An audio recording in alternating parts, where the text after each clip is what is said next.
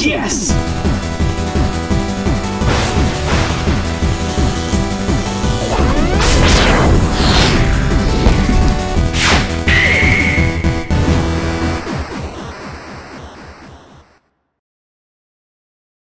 Hey everyone, and welcome back to another brand new episode of The Completionist. Many years ago here on the show, I started my quest to get into new games. When I say new games, it's because back in the day when I started the show, I was more of a retro gamer, but now I definitely play everything.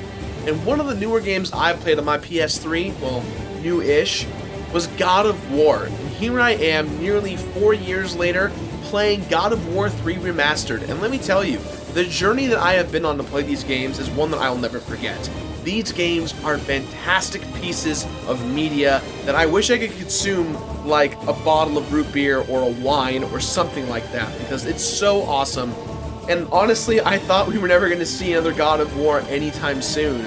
But then, at E3 this year, we saw a trailer for God of War, and let me tell you, I'm so pumped to be a father. So today we are diving into the final game in the trilogy known as God of War 3, remastered on the PlayStation 4.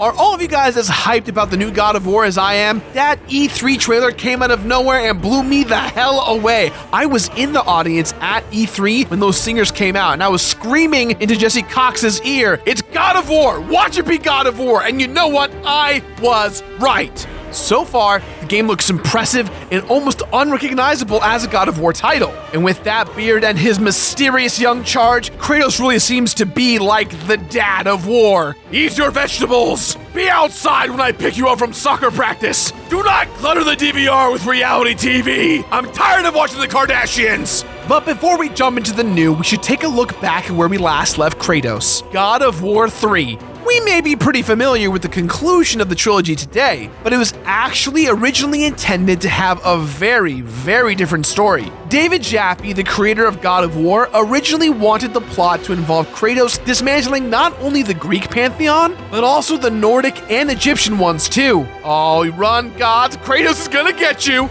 That didn't quite pan out, but when it comes to the final product, the guys at Sony Santa Monica really outdid themselves. They utilized the capabilities of the PlayStation 3 to create their most graphically astonishing and technically impressive game at the time. When God of War 3 was released in 2010, it became an instant classic, eventually getting a re-release on the PlayStation 4 as God of War 3 Remastered. And you better believe we're gonna play that version, because I love my games pretty. The upcoming God of War is going to change a lot about the series, but before Kratos officially becomes the dad of war, it's time for one last blowout. I mean, we still have Ghost of Sparta and Chains of Olympus, but whatever. This is kind of like Kratos' bachelor party, but instead of booze, there's blood. And instead of strippers, there are corpses. And instead of a best man, there's just more blood and corpses, but in the shape of a best man.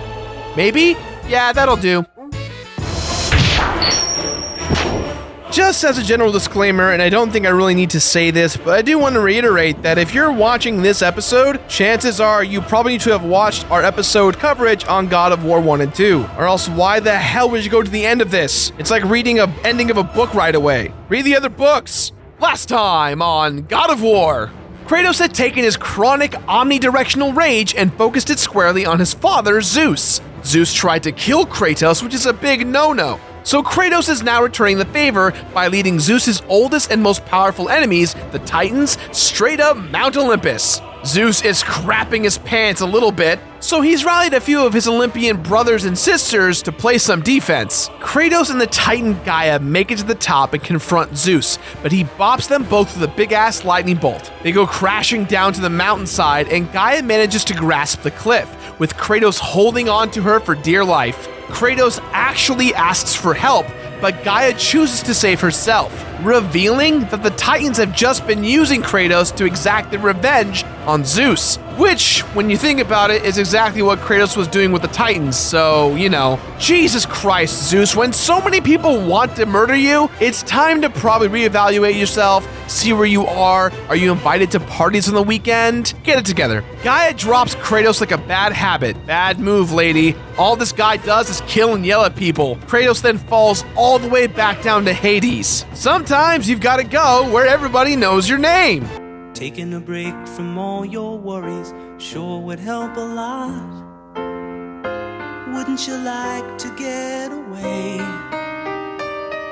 While swimming through the river Styx, the damned souls within eat away at all of his cool power-ups from the last game, effectively Metroiding him. Kratos runs into his old pal/victim Athena, who advises that if he wants to destroy Zeus, he needs to snuff out the flame of Olympus, the source of Zeus's power. When asked why she'd help Kratos to kill Zeus when she previously sacrificed her life for the old man, she just shrugs it off and floats back to the land of shoddy storytelling and cryptic excuses. But not before giving Kratos the Blades of Exile. Sweet upgrades from the very beginning of the game. Kratos has got a long way to go and a lot of people to kill before he gets another shot at dear old dad. Oh, look at that. He's already started. What an eager murder beaver. The stories in God of War have always felt incredibly epic, but they've never felt as wide-reaching as they could have. We've seen the fallout of Kratos' actions before, but they've always affected just him and a few of the other gods for the most part. But this is the first time where Kratos' personal quest for vengeance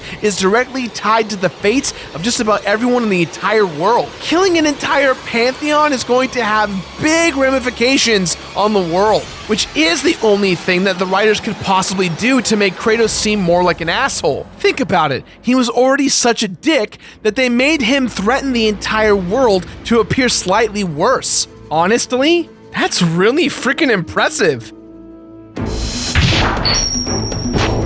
God of War has always been a brutal, over-the-top series, but God of War 3 somehow manages to take things even further. I mean, even out the gate, this game does something that very few games do, which I really love. It starts exactly where the last one left off. No time has passed. Literally just previously on God of War. This game was the finale of a trilogy, and you can practically feel the developers pulling out all the stops. For all they knew, this could have been Kratos' last ride before he walked off into the sunset of retired video game IPs. Tons of elements are exactly the same as you remember them. The score still pendulums between being hype and grandiose during combat and somewhat serene and ambient while Kratos is puzzle solving. And you're still frequently reminded of just how small Kratos is in the grand scheme of things when the camera zooms out to show you these incredible scale shots. It's shots like these that really reinforces what an unwavering dick Kratos is in the face of insurmountable odds. Never tell him the odds because he'll just fucking murder you, and then he'll kill those odds. And then he'll go back in time and kill that guy, then invent a way to calculate those odds. God of War 3 has a few new tricks too, such as all of its cutscenes being made completely with in-game assets. Get out of here, you pre-rendered stuff. You're not popular anymore. And I didn't think it was possible, but the violence and gore actually got to me this time around. You think there was no way they could ramp up the kills, but stuff like the murder of Poseidon from his perspective are fucking gruesome. God damn, great job, Sony Santa Monica Studios. You guys are monsters. The developers also seem to have tried expanding the narrative in God of War 3 by including way more readable books and notes. They give you a bit of flavor on the items, locations, and people you run into around ancient Greece. It's an admirable attempt to add depth to some characters and insight into the world, but this method of storytelling falls flat just a little bit in this game. God of War has always had pretty strong pacing, and these notes kind of impede the pacing. You don't really have to read them, but the information that they convey could be done so in a way that doesn't stop you from doing what's most important, splitting people wide the fuck open. The tidbits that they offer on characters are more backstory than they are development, and it even feels a bit out of character for Kratos to be boning up on anything. I mean, come on, does this look like a guy who reads regularly? Does this look like a guy who even reads? Can Kratos read? I don't know if that's... Can we confirm that? But this game visually steals the show. It looks absolutely gorgeous, especially when compared to God of War 2. And playing it on the PlayStation 4 makes it look even better. Kratos is looking so good after that HD makeover. The developers have always been good about crafting moments that show off their graphical prowess, and God of War 3 continues that tradition. Now that's the power of Pine Sol. I mean, the power of the PS4, baby. Woo! You do notice a bit in frame rate drops though during cutscenes. Gameplay's in 60, cutscenes are at 30. It's a little disorienting personally, but that no way impedes my entire experience here. God of War is still big and loud, and God of War 3 is definitely the biggest, loudest, and most ambitious of them all. It's kind of like Fast and the Furious 7. Oh my god. Oh my god, you guys. Vin Diesel as live-action Kratos. You know he'd be down. The man plays D&D, and he used to play with Street Shark toys. He's the leader of the Street Sharks. He's a great warrior. And like Kratos, he doesn't read, so that's kind of something they share in common. Just throwing shade at Vin Diesel for no... I saw you consider it and then still do it. There was no reason to fight Vin Diesel today. There was no reason. I know.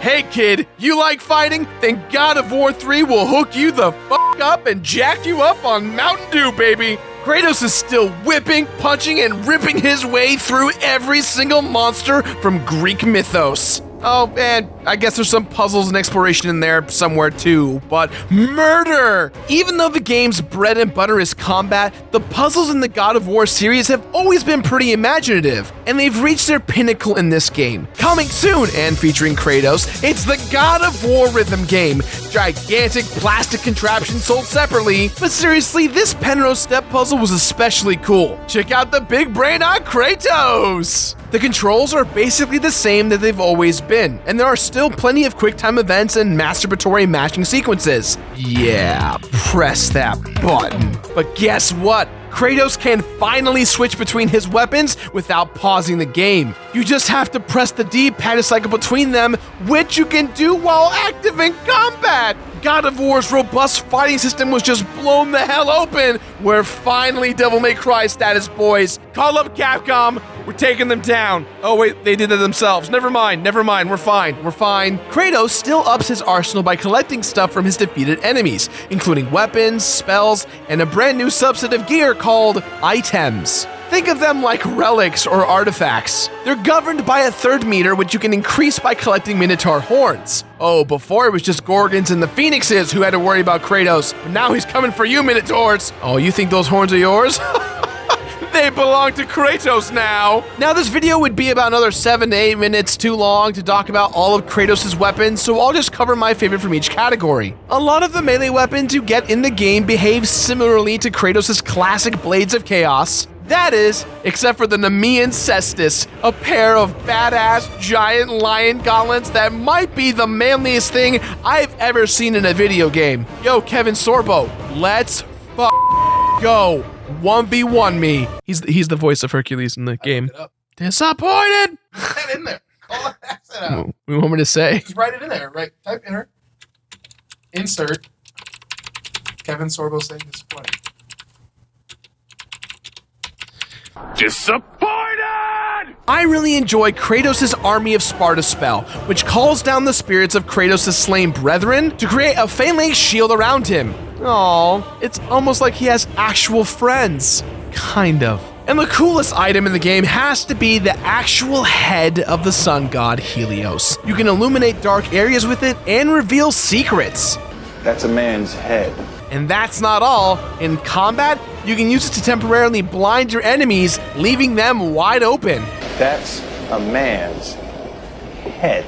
The boss fights are still some of the most imposing and impressive aspects of the game. One of the things that the God of War series does well is weave a boss fight throughout the entire level or area. You'll periodically go back and forth between tangling with the boss and engaging in regular gameplay. Sometimes the boss will even make a brief appearance throughout the level, interacting with your environment and foreshadowing the fight to come. It's an example of storytelling in a manner that only a game can do. Don't you worry. There are still plenty of boss fights that are just ugly, intimate slugfests between Kratos and another guy. The gameplay in God of War 3 is the most refined and the most open it's ever been. A lot of games tend to get stale with its mechanics by the third time out, but Kratos just keeps on improving, which gives a lot of hope for the new God of War. I'm just wondering how they're going to Metroid him now that he's Kratos, Dad of War. Maybe he'll end up selling all of his mythical weapons to buy his son some school supplies. Thanks, Dad.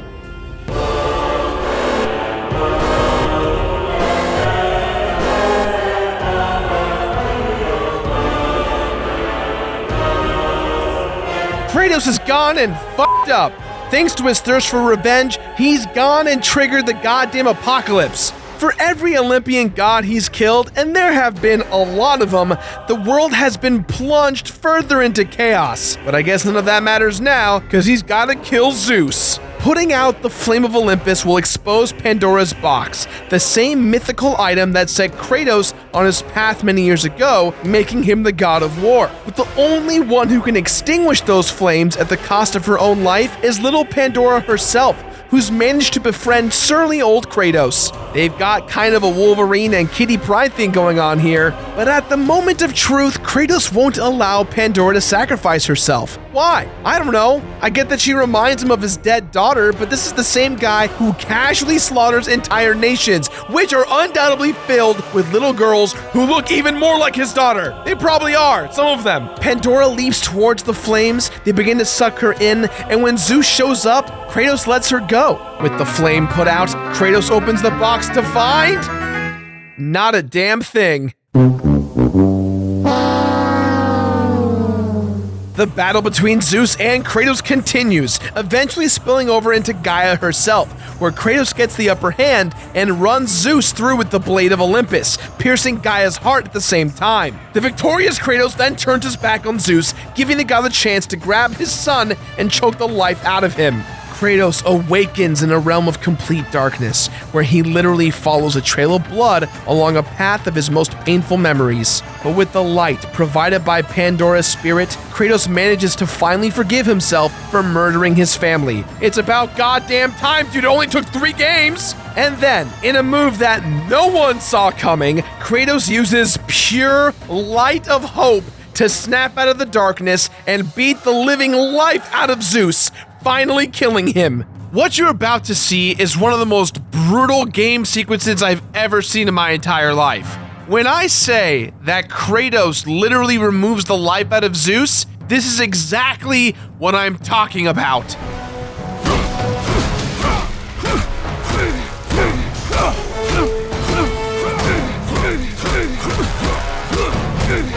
Athena shows up and explains that when Kratos first opened Pandora's box all those years ago, he didn't inherit the evil and fear that Zeus had hidden in there, but rather the power of hope that she had placed there. Wow, you know, they're really trying to make a hero out of this guy at the last minute. Guys, I don't care what you do, I'm not going to forget that this guy ruins families in his spare time. He's awesome, he's just a homewrecker. Real talk, that dude makes kids cry. With no one left to kill, Kratos turns the blade on himself, releasing the power of hope to all of humanity. Or at least what's left of it, since the world is done for at this point. And then, Athena leaves him to die. And that's all, folks. Kratos is dead, humanity is screwed, and no one learned a thing. Unless you stay until after the credits to learn that Kratos' body is nowhere to be found. It's a little bit of a cop-out of how it ends, but I buy it. We've been through so much with Kratos. We've seen a lot of downs with almost no ups, but we've seen a man go from evil to the most evil. For the love of the God of War, he's the reason why all the gods are dead and that humanity starts anew. That's pretty damn rad. But nonetheless, we are left with the idea that Kratos is a changed man. Personally, I feel that while he was filled with hope, literally, at the end of this trilogy, we don't quite get the same effect as a hero. An anti-hero gone good isn't quite as appealing as it could be. An anti-hero gone evil doesn't sound good either. I would have loved more of a selfish choice. It's much more in his nature, but we've seen what the future holds for Kratos, and he's going to be the dad of war!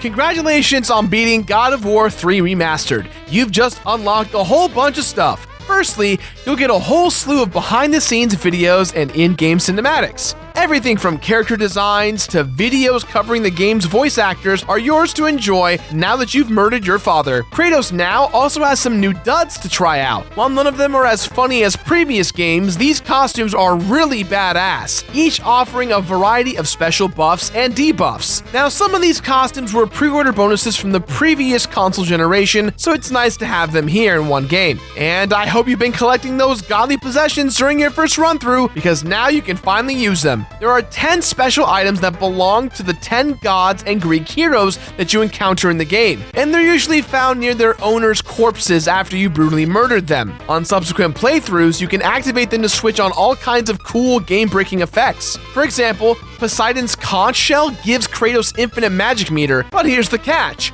Once you've activated even one of the godly possessions, trophies will be completely locked out for the rest of that playthrough. Beating the game also unlocks a mode that returns from the previous game, but is now known as the Challenge of Olympus. It's still a series of 7 extremely difficult fights, each with their own messed up set of rules. But if you beat them all, you'll unlock 2 other modes, the Combat Arena and the Challenge of Exile. The Combat Arena is a practice mode that will still let you customize battles to your heart's content. And the Challenge of Exile is an even more ramped up version of the Challenge of Olympus. 7 brand new battles that are even tougher than the first 7 await you, and these don't play around. This originally was DLC released for God of War 3 on the PS3, and unfortunately you are not rewarded with anything for your victorious efforts. It's just a place for Kratos to blow off some steam. That's right, it's okay. It's very healthy to express yourself. Alright, now let's talk trophies. I'm happy to report that most of them are extremely easy to acquire, and there aren't really any bullshit ones either. You've got to beat the game on Titan mode, but that's not much of a problem as it's the equivalent of hard mode. You've also got to beat all of the challenges of Olympus, but there are only 7 of them, and with a guide, you'll eventually make it happen no problem. But the real nightmare in God of War 3 is also unlocked once you beat the game. Chaos mode. It is by far the hardest mode ever included in God of War history. Kratos is far easier to hit, enemies are smarter, and even the wimpiest ones can kill you in just a couple of hits. Everything was going smoothly, just fine until you showed up Chaos mode. Everything was fine. And the worst part is, and this is the plight of doing this for a living, you don't even get anything for beating it. Not even a trophy, it's just there to taunt you and waste your time. Checklist done. But since I'm the completionist, I've gotta beat it anyways. And if you manage to unlock everything that the game has to offer, including every single trophy, you get not a damn thing. I understand now, Kratos. If I had some gods to kill, I would. I'm so sorry I judged you and your methods. Kill them all. Kill them all.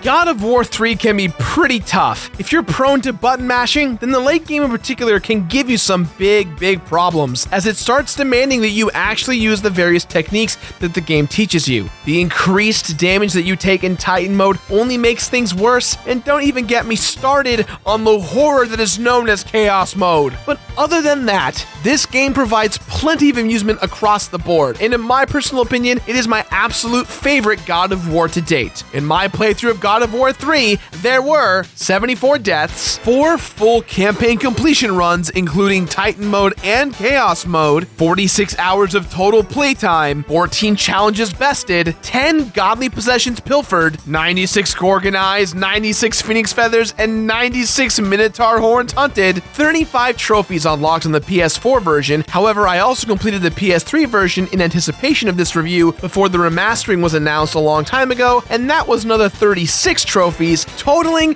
to 71 trophies unlocked. Whew.